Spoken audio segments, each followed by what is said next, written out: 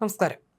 നാസയുടെ പുതിയ മേധാവിയായി ഓൺലൈൻ പേയ്മെന്റ് കോടീശ്വരനും ആദ്യത്തെ സ്വകാര്യ ബഹിരാകാശ യാത്രികനുമായ ജാരഡ് ഐസക്മാനെ നാമനിർദ്ദേശം ചെയ്തിരിക്കുകയാണ് നിയുക്ത പ്രസിഡന്റ് ഡൊണാൾഡ് ട്രംപ്.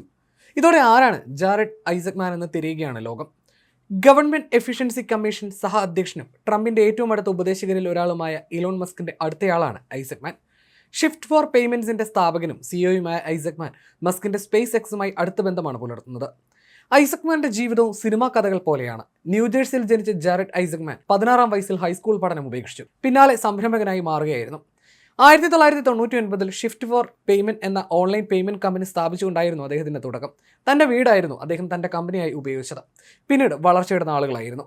കോടിക്കണക്കിന് ഡോളർ മൂല്യമുള്ള കമ്പനിയായി ഷിഫ്റ്റ് ഫോർ പേയ്മെന്റ് വളർന്നു. വർഷം തോറും $260 ബില്യൺ വിനിമയമാണ് ഷിഫ്റ്റ് ഫോർ പേയ്മെന്റിലൂടെ US-ൽ നടക്കുന്നത്. ഹിൽട്ടൺ, ഫോർ സീസൺസ്, KFC പോലുള്ള പ്രമുഖ ബ്രാൻഡുകളുടെ പേയ്മെന്റുകൾ ഇന്ന് കൈകാര്യം ചെയ്യുന്നതും അദ്ദേഹത്തിന്റെ കമ്പനിയാണ്. ഫോബ്സിന്റെ കണക്കുകൾ പ്രകാരം $180 കോടി, ഏകദേശം 15,200 കോടി രൂപ ഇന്ന് ജാരഡ് ഐസക്മാന് ആസ്തിയുണ്ടെന്നാണ് വിവരം. ഭാര്യയ്ക്കും 2 പെൺമക്കൾക്കുമൊപ്പം കിഴക്കൻ പെൻസിൽവാനിയയിലാണ് അദ്ദേഹത്തിന്റെ താമസം.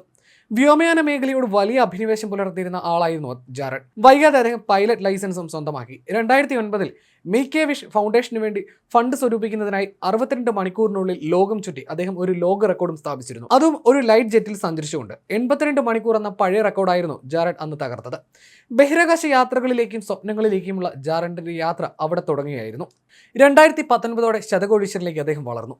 2021 ഇൻസ്പിറേഷൻ ഫോർ ദൗത്യത്തോടെയാണ് ജാരഡിന്റെ ബഹിരാകാശ സ്വപ്നങ്ങൾക്കും പുതിയ വഴി തുറന്നത്. 2021 സ്പേസ് എക്സിന്റെ ഫാൽക്കൺ 9 റോക്കറ്റിലായിരുന്നു വിക്ഷേപണം. 2021 സെപ്റ്റംബർ 16 ഫ്ലോറിഡയിലെ കെന്നഡി സ്പേസ് സെന്ററിൽ നിന്ന് വിക്ഷേപിച്ച ഇൻസ്പിറേഷൻ 4-ൽ ജാരഡിന് പുറമെ 3 പേർ കൂടി ദൗത്യത്തിലുണ്ടായിരുന്നു. സാധാരണക്കാരായ ഈ 3 പേരുടെയും യാത്രാ ചെലവ് വഹിച്ചത് ജാരഡ് ഐസക്മാൻ ആയിരുന്നു.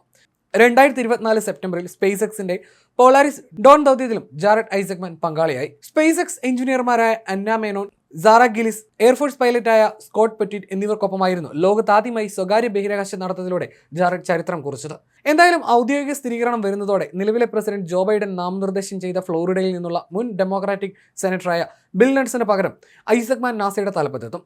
41-കാരനായ ഐസക്മാൻ സ്പേസ് എക്സ് നിർമ്മിച്ച സ്റ്റാർഷിപ്പിന്റെ പരീക്ഷണ ദൗത്യത്തിന്റെ ഭാഗമായാണ് ബഹിരാകാശത്ത് നടന്നത്. അതിനു മുൻപ് 2021 സ്വന്തം ചെലവിലായിരുന്നു സ്പേസ് എക്സിന്റെ ഇൻസ്പിറേഷൻ ഫോർ ബഹിരാകാശ ദൗത്യത്തിൽ അദ്ദേഹം പങ്കാളിയായത്. ഇലോൺ മസ്കിന്റെ സ്പേസ് എക്സുമായുള്ള ജാരഡിന്റെ അടുപ്പം നാസയും സ്വകാര്യ കമ്പനികളുമായുള്ള സഹകരണം വർദ്ധിപ്പിക്കുമെന്നാണ് വിലയിരുത്തപ്പെടുന്നത്. ട്രംപിന്റെ പ്രഖ്യാപനത്തിൽ തനിക്ക് അഭിമാനമുണ്ടെന്ന് ജാരഡ് ഐസക്മാൻ പ്രതികരിച്ചിരുന്നു. നാസയുടെ പുതിയ മേധാവിയായി നിയോഗിച്ചുകൊണ്ടുള്ള ട്രംപിന്റെ പ്രഖ്യാപനത്തിൽ തനിക്ക് അഭിമാനമുണ്ട്. ബഹിരാകാശ മേഖലയിൽ ഏറ്റവും അവിശ്വസനീയമായ സാഹസികതയ്ക്ക് നേതൃത്വം നൽകുന്ന US-ന്റെ പ്രവർത്തനങ്ങളിൽ താൻ ആവേശഭരിതനാണ്. 2ാം ബഹിരാകാശ യുഗം ആരംഭിച്ചിട്ടേ ഉള്ളൂ. ബഹിരാകാശ മേഖലയിൽ സമാനതകളില്ലാത്ത മുന്നേറ്റത്തിന് US-ന് സാധ്യതകളുണ്ടെന്നും അദ്ദേഹം എക്സിൽ കുറിച്ചിരുന്നു.